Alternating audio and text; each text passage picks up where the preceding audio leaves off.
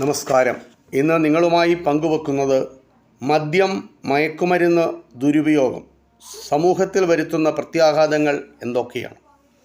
മദ്യത്തിൻ്റെയും മയക്കുമരുന്നിൻ്റെയും ദുരുപയോഗം സാമൂഹിക ജീവിതത്തെ വ്യത്യസ്തമായ രീതിയിലാണ് സ്വാധീനിക്കുന്നത്.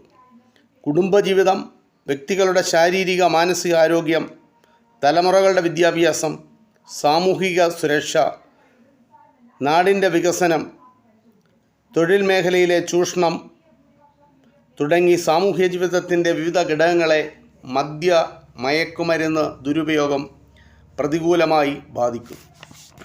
ഇപ്പോൾ കുറ്റകൃത്യങ്ങൾക്കുള്ള കാരണം മദ്യം, മയക്കുമരുന്നിൻ്റെ ഉപയോഗമാണ്. ആ വിഷയത്തെപ്പറ്റി ചില ചിന്തകൾ നിങ്ങളുമായി പങ്കുവെക്കുകയാണ്. സമൂഹത്തിൽ വളർന്നു വരുന്ന കുറ്റകൃത്യങ്ങളും മയക്കുമരുന്ന് ഉപയോഗവും തമ്മിൽ പല വിധത്തിലും ബന്ധമുണ്ട്. മയക്കുമരുന്ന് കുറ്റകൃത്യങ്ങൾക്ക് പ്രേരണയാകുന്നു എന്നു മാത്രമല്ല, മയക്കുമരുന്ന് നിർമ്മാണവും അതിൻ്റെ വിൽപ്പനയുമായി ബന്ധപ്പെട്ട പല പ്രശ്നങ്ങളും കുറ്റകൃത്യങ്ങളിലേക്ക് നയിക്കുകയും ചെയ്യുന്നുണ്ട്. മദ്യം, മയക്കുമരുന്നുകളുടെ അനധികൃത ഉൽപ്പാദനം, വിതരണം, കൈവശം വെക്കൽ എന്നിവ കുറ്റകൃത്യങ്ങളായി കണക്കാക്കി ശിക്ഷ നൽകാൻ നമ്മുടെ രാജ്യത്ത് നിയമങ്ങളുണ്ട്.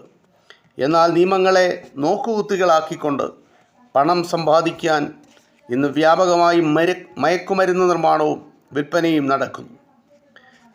അഫ്ഗാനിസ്ഥാൻ, ചൈന തുടങ്ങി അയൽ രാജ്യങ്ങളിൽ നിന്ന് മയക്കുമരുന്ന് ലോബി കൃത്രിമ മയക്കുമരുന്നുകളും കഞ്ചാവ്, കറുപ്പ് പോലുള്ള മയക്കുമരുന്ന് ഉൽപ്പന്നങ്ങളും രഹസ്യമായി ഇറക്കുമതി ചെയ്യുകയും കൊച്ചുകുട്ടികളെയും യുവാക്കളെയും ഉപയോഗിച്ച് വിതരണം നടത്തുകയും ചെയ്യുന്നു.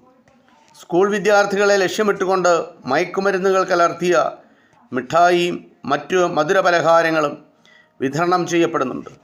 ഇവയോട് ആസക്തരായ കുട്ടികൾ യഥാർത്ഥ മയക്കുമരുന്നിൻ്റെ വാഹകരും ഉപഭോക്താക്കളുമായി ക്രമേണ മാറുന്നു. ഇത്തരത്തിലുള്ള കുറ്റകൃത്യങ്ങൾ കുട്ടികളെ ലക്ഷ്യമാക്കിയും അവരിലൂടെയും നടത്തുമ്പോൾ നിയമങ്ങളുടെ പോരായ്മകൾ പ്രയോജനപ്പെടുത്തി യഥാർത്ഥ മയക്കുമരുന്ന് വ്യാപാരികൾക്ക് രക്ഷപ്പെടാൻ കഴിയുന്ന ഒരു സാഹചര്യമുണ്ട്.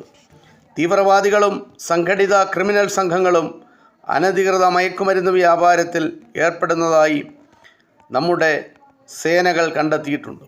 രാഷ്ട്രീയ വർഗീയ അജണ്ടയുടെ ഭാഗമായും മയക്കുമരുന്നും വിൽപ്പനയും വിതരണവും നടക്കുന്നതായി പലരും സംശയിക്കുന്നുണ്ട്. മദ്യം, മയക്കുമരുന്ന് തുടങ്ങിയ കേസുകളിൽ പിടിക്കപ്പെടുന്നവരിൽ ബഹുഭൂരിപക്ഷവും ചില പ്രത്യേക ക്രിമിനൽ സംഘത്തിൽപ്പെട്ടവരാണ്. അവർക്ക് മിക്ക രാഷ്ട്രീയ സംഘടനകളിൽ അംഗത്വമുള്ളവരായി അവർ അഭിനയിക്കുകയും